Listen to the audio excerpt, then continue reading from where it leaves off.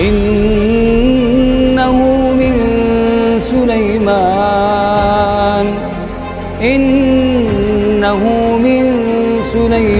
wa innahu bismillahirrahmanirrahim.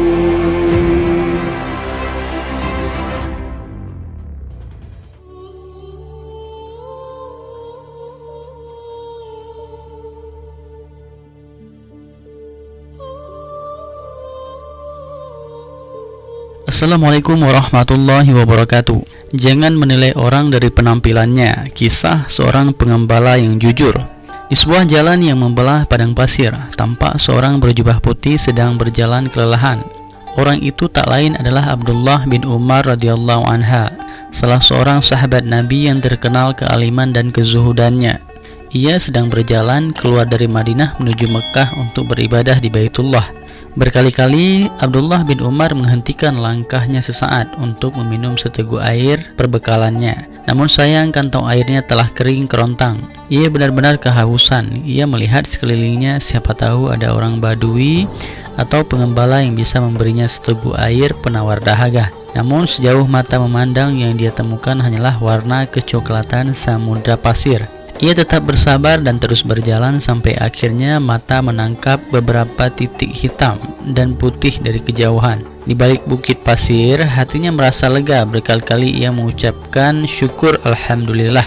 Ia yakin titik hitam dan putih itu adalah manusia. Abdullah terus melangkahkan kaki untuk mendekati titik hitam dan putih itu. Ketika sudah dekat, perkiraannya tidak meleset. Titik hitam dan putih itu adalah seorang pengembala dan kambing-kambingnya. Ketika Abdullah bin Umar radhiyallahu anha sudah berada tak jauh dari pengembala itu, tiba-tiba terlintas dalam benaknya untuk menguji pengembala itu.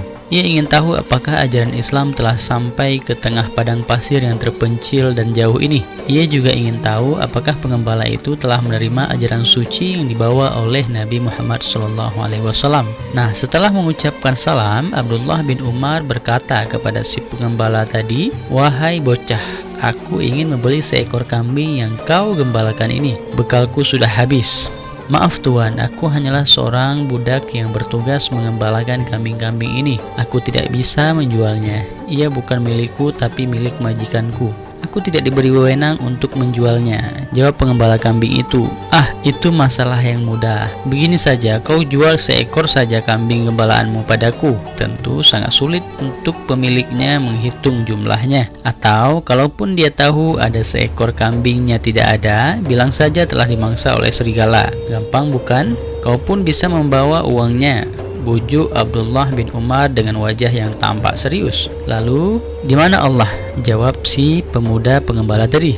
"Pemilik kambing ini memang tidak akan tahu dan bisa dibohongi, tetapi ada zat yang maha tahu, yang paling melihat dan mengetahui apa yang kita lakukan. Apakah Tuhan kira Allah itu tidak ada?"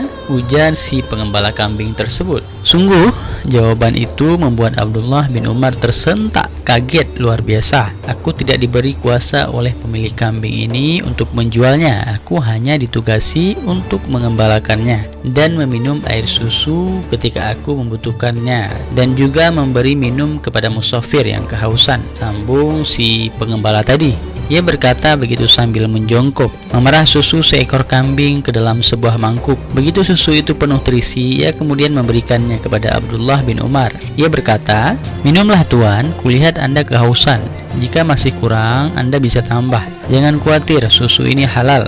Allah tahu itu halal sebab pemiliknya menyuruh aku untuk memberi minum orang musafir yang membutuhkan," kata pengembala itu dengan tutur kata yang halus dan ramah. Abdullah bin Umar kemudian menerima mangkuk berisi susu itu dengan hati terharu. Ia minum sampai rasa hausnya hilang. Setelah itu ia memohon diri. Di jalan ia tidak bisa menyembunyikan tangisnya. Teringat kata-kata si pengembala tadi, "Di mana Allah? Apakah Tuhan kira Allah tidak ada?" Itulah perkataan yang selalu terngiang-ngiang di kepala Abdullah.